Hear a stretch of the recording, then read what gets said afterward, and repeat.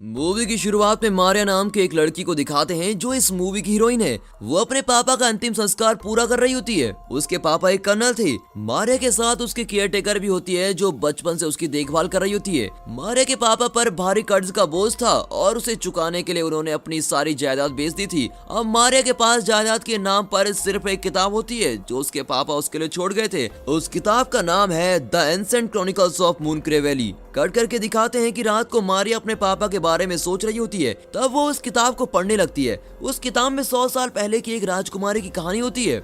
Cut करके दिखाते हैं कि उस कहानी की राजकुमारी बहुत ही खूबसूरत थी और उसका चेहरा सितारों की तरह चमकता था।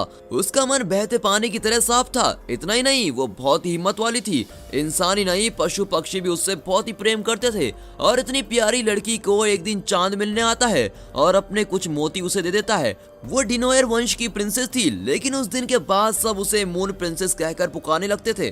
कट करके दिखाते हैं कि कहानी की प्रिंसेस को एक लड़के से प्यार हो जाता है और उन दोनों की शादी होने वाली होती है। प्रिंसेस के पिता उस शादी पर एक काला शेर तोहफे में देते हैं और उसका मंगेतर भी उसे एक व्हाइट यूनिकॉर्न गिफ्ट करता है। ये सब देखकर प्रिंसेस बहुत ही खुश होती है और वहाँ सबके सामने चांद की दी हुई मोतियों की माला निकालती है और उसे दिखाकर कहती है कि इन मोतियों की मदद से मैं पता लगा सकती हूँ कि कौन क्या सोच रहा है। इतना ही नहीं, इसे हाथ में रखकर आप जो भी दिल में सोचोगे, अच्छा या बुरा, वही होगा। इस तरह वो मोतियों के बारे में एक्सप्लेन करती है। कट करके दिखाते हैं कि मारिया वो कहानी अधूरी छोड़कर किताब बंद कर देती है। अब दिखाते हैं कि मारिया और उसकी केयर टेकर उसके पापा के पैलेस को छोड़कर मारिया के अंकल के पास जाने का फैसला करते हैं जो कि मूनक्रे नाम की वैली में रहता है। वे अपना सामान बांधकर मूनक्रे के लिए निकलते हैं। रास्ते में कुछ डाकू उन्हें रोकते हैं और मारिया को किडनैप करने की कोशिश करते हैं। उनसे बहुत मुश्किल से बचकर वे दोनों एक सेफ जगह पहुंच जाते हैं। फिर वे मूनक्रे पहुंच जाते हैं। कुछ ही दूर एक बहुत बड़ा पैलेस होता है और यही है मारिया के अंकल बेंजामिन का पैलेस। मारिया और केयर टेकर गाड़ी से उतरती हैं और तभी बेंजामिन वहां आता है।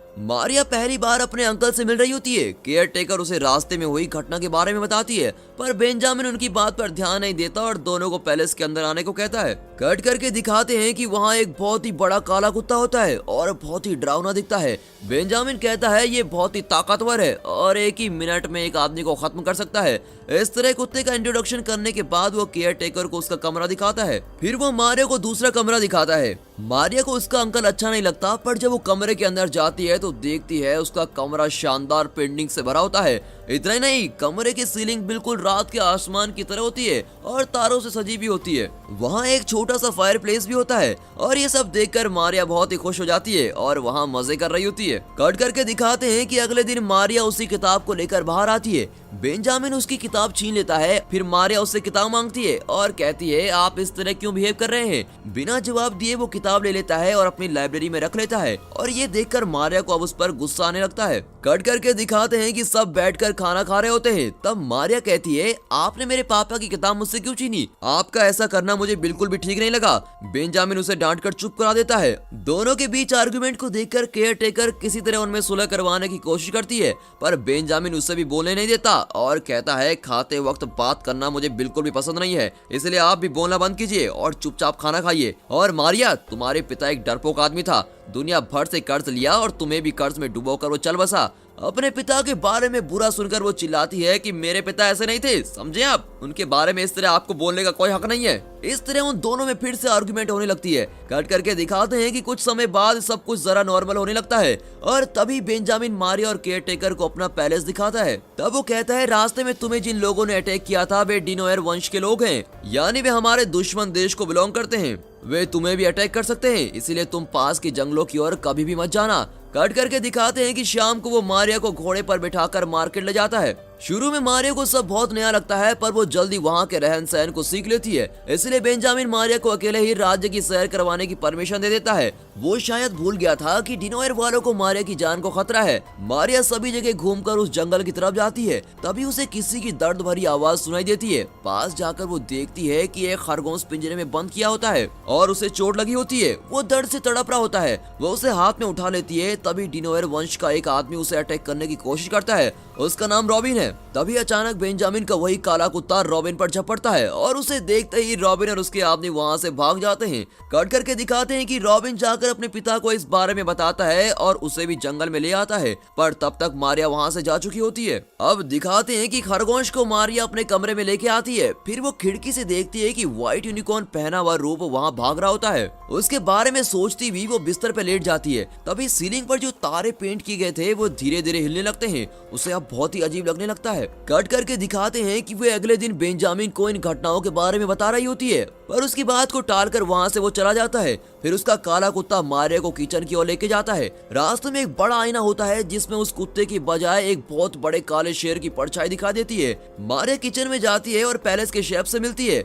वो उसे बताती है कि उसके साथ कुछ अजीब घटनाएं हुई हैं। उसकी सारी बातें सुनकर शेफ हैरान होता है और कहता है तुम उस किताब को पूरा पढ़ो, तभी तुम्हें इन घटनाओं की सारी सच्चाई पता चलेगी। फिर मारिया लाइब्रेरी में जाती है और शेफ की मदद से वो किताब ढूंढ निकालती है और फिर वो आगे की कहानी पढ़ना शुरू करती है। कट करके दिखाते हैं कि कहानी में मून प्रिंसेस की शादी का दिन होता है, जब उसे उसके पिता और मंगेतर कई गिफ्ट देते हैं। वो सबको चांद की मोतियों के बारे में बता रही होती है। तब उसका मंगेतर और पिता दोनों उस नेकलेस के लिए लड़ पड़ते हैं और दोनों का ये असली रूप देखकर प्रिंसेस बहुत दुखी होती है और सभी को श्राप देती है कि आज से 5000 पूर्णमासियों के अंदर तुम दोनों के वंशजों को एक पवित्र आत्मा को खोजना होगा। अगर उस आत्मा ने ये नेकलेस चांद को लौटा दिया तो मूनक्रे वैली के लोग सब बच जाएंगे। अगर ऐसा नहीं किया तो ये मूनक्रे वैली हमेशा के लिए अंधेरे में डूब जाएगी। उस दिन से प्रिंसेस के पिता के वंशज और उस मंगेतर के वंशज आपस में लड़ रहे होते हैं और इसी के साथ किताब की ये कहानी भी खत्म होती है। कट करके दिखाते हैं कि मारिया शेफ से कहती है मैंने वो कहानी पढ़ ली है।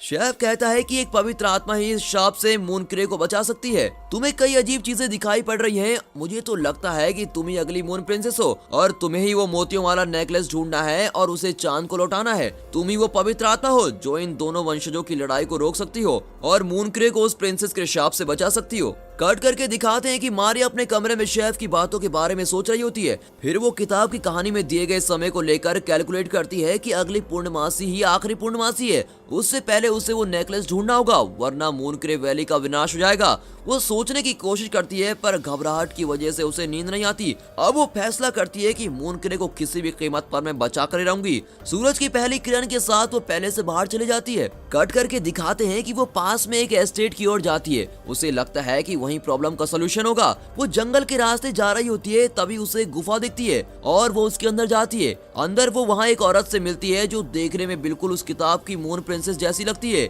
मारिया चौंक जाती है। वो औरत कहती है कि मैं भी तुम्हारी तरह एक मून प्रिंसेस हूँ। उन दोनों पवित्र आत्माओं को एक करने की कोशिश में मेरी पूरी जिंदगी निकल गई, पर मेरी सारी कोशिशें नाकाम रही। उसकी परेशानी देखकर मारिया कहती है बेंजामिन मेरे अंकल हैं, वो जरूर इस मामले में मदद करेंगे। शांत दिखने वाली वो औरत बेंजामिन का नाम सुनते ही चिढ़ जाती है और कहती है उसका नाम भी मत लो मेरे सामने। उसके बाद मारिया को पता चलता है कि डिनोयर फैमिली ने नेकलेस वाला बॉक्स चुराया था और उस बॉक्स की चाबी उसकी फैमिली ने चुराई थी। तभी मारिया को अपनी किताब का बुकमार्क याद आता है और वही बुकमार्क नेकलेस बॉक्स की चाबी भी होती है। वो तुरंत चाबी निकालती है और डिनोयर के राज्य के अंदर जाना चाहती है। वो उस प्रिंसेस से मदद मांगती है और प्रिंसेस भी उसका साथ देना चलती है। कुछ दूर पर वो रुक जाती है और मारिया को डिनोयर का किला दिखाती है और वहाँ से आगे जाने को मना करती है और वहाँ से भाग जाती है। मारिया को उसकी यह हरकत बड़ी अजीब लगती है, पर वो अपने फैसले पर अटल होती है और किले के अंदर चली जाती है। अब दिखाते हैं कि वहाँ के सिपाही उसे डिनोयर के सरदार के पास खींच कर लेके जाते हैं। सरदार को देखते ही मारिया उसे चाबी पकड़ा देती है। उसका ये स्वभाव देखकर सरदार तो बिल्कुल हैरान ही हो जाता है। वो चाबी लेकर उस नेकलेस बॉक्स को खोलता है, पर बॉक्स के अंदर नेकलेस तो क्या लेस भी नहीं होता। डिनोयर खानदान के लोग इस खाली बॉक्स के लिए लड़ मरे।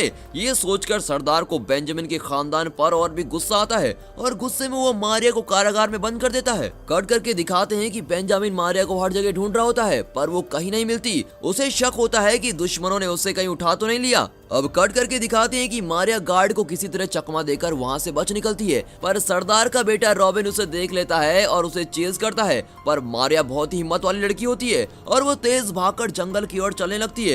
वहाँ बेंजामिन का काला कुत्ता उसे देख लेता है और उसे सुरक्षित घर पहुँचा देता है। कट करके दिखाते हैं कि मारिया को देखते ही बेंजामिन चिल्लाने लगता है आज से तुम इस पैलेस के बाहर कदम भी नहीं रखोगी, समझी? अगर बाहर जाने की कोशिश की तो मैं तुम्हारे हाथ पैर तोड़ दूंगा। उसकी डांट सुनकर मारिया घबरा जाती है और चुपचाप अंदर चली जाती है। कुछ देर बाद बेंजामिन को अपनी गलती का एहसास हो जाता है और वो सच्चे दिल से मारिया से माफी भी मांगने लगता है। कट करके दिखाते हैं कि अगली सुबह वो गुफा वाली मून प्रिंसेस मारिया के कमरे में होती है।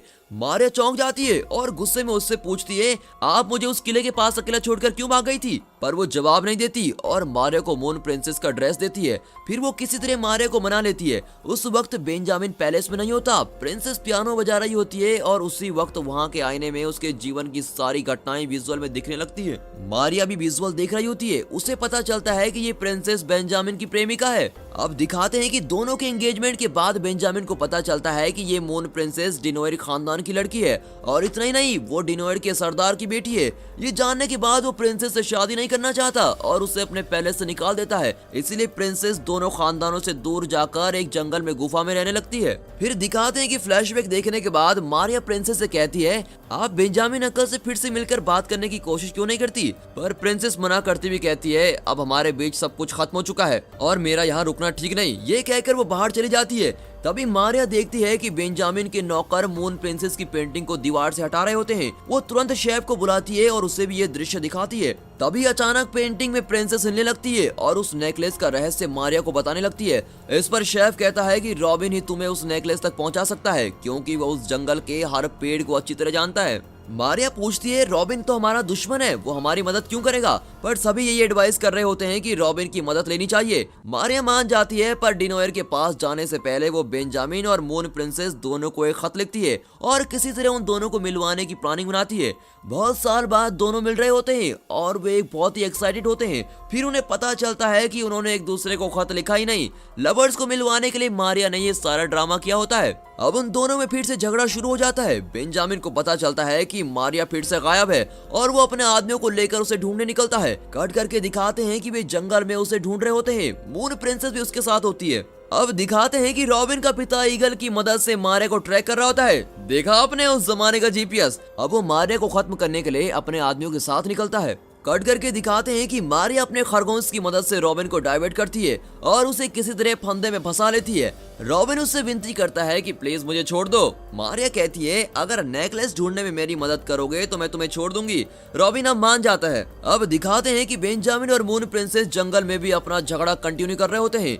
कट करके दिखाते हैं कि मारिया और रॉबिन उस नेकलेस को ढूंढने लगते हैं। तभी डिनोइड्स का एक आदमी रॉबिन को किसी तरह मारिया से अलग कर देता है। अब मारिया अकेली उस नेकलेस को ढूंढने लगती है। तभी मून प्रिंसेस का व्हाइट यूनिकॉर्न मारिया को उस पेड़ तक ले जाता है जहां वो नेकलेस रखा होता है और एन वक्त पर डिनोइड सरदार भी वहां पहुंच जाता है और मारिया को पकड़ने ही वाला होता है। तभी बेंजामिन का कुत्ता उसे अटैक करने की कोशिश करता है, पर इतने में सरदार उस कुत्ते को मार गिराता है। रॉबिन को मारिया की आवाज सुनाई देती है और वो तुरंत वहां पहुंचकर मारिया को अपने पिता से बचाता है। फिर वो मारिया को लेकर दूसरी ओर भागता है और सब उन्हें चेस कर रहे होते हैं। उनसे बचने के लिए वे दोनों एक बड़े पेड़ के अंदर चले जाते हैं जहां एक गुफा होती है और गुफा के अंदर मारिया की नजर उस नेकलेस पर पड़ती है। इतने में डिनोयर के आदमी भी वहां पहुंच जाते हैं। अब मारिया और रॉबिन व्हाइट यूनिकॉर्न के पीछे भागते हुए एक सीक्रेट टनल से बाहर निकलते हैं। वहां एक समुद्र होता है। अब वहां डिनोयर खानदान के सरदार बेंजामिन और दोनों के आदमी जमा होते हैं। उस रात पूर्णमासी भी होती है। पहली मून प्रिंसेस के शाप के अनुसार अगर एक पवित्र आत्मा ने आज के दिन वो नेकलेस चांद को नहीं लौटाया तो मून के अंधेरे में डूब जाएगा और अब धीरे धीरे अंधेरा छाने लगता है। तभी सरदार मारिया से नेकलेस चुराने की कोशिश करता है, पर प्रिंसेस अपने पिता को रोकती है और समझाती है कि वो बहुत बड़ी गलती कर रहा है। मारिया भी अपने अंकल से कहती है कि आप दोनों इस लड़ाई को खत्म कीजिए और इस नेकलेस को समुद्र में डालने की परमिशन दीजिए, पर कोई उनकी बात मानने को तैयार नहीं होता। इसीलिए वो खुद ही नेकलेस समुद्र में फेंक देती है, पर समुद्र उसे स्वीकार नहीं करता और नेकलेस मारिया को लौटा देता है। फिर वो नेकलेस के मोतियों को अलग करती है और सारे मोती उसकी ड्रेस पर चिपक जाते हैं। अब मारिया सोचती है मुझे किसी तरह इन मोतियों को समुद्र को सौंपना ही पड़ेगा और खुद ही समुद्र में कूद जाती है। कट करके दिखाते हैं कि वो समुद्र की गहराइयों में पहुंचकर बेहोश हो जाती है। अब दिखाते हैं कि बाहर एक बहुत बड़ी लहर उठती है और उस लहर के बीच एक व्हाइट यूनिकॉर्न निकलता है जिसकी पीठ पर सवार होकर मारिया बाहर निकलती है। उसी वक्त बेंजामिन का कुत्ता भी शाप से मुक्त होकर एक काला शेर बन जाता है। फिर बेंजामिन और गुफा वाली मून प्रिंसेस में सुलह हो जाती है। अब इन दोनों खानदानों के बीच की दुश्मनी भी खत्म हो जाती है। मूनक्रे वैली पूरी तरह से शाप मुक्त हो जाती है और चारों तरफ रोशनी फैल जाती है। मारिया और रॉबिन का प्रेम भी शुरू हो जाता है और इसी के साथ ये मूवी यहाँ पर खत्म होती है। ये मूवी आपको जरूर पसंद आई होगी और दोस्तों इस वीडियो को एक लाइक और चैनल को सब्सक्राइब जरूर कीजिए और हाँ साथ ही अपने फ्रेंड सर्कल में इस वीडियो को जरूर शेयर कीजिए। And finally thanks for watching.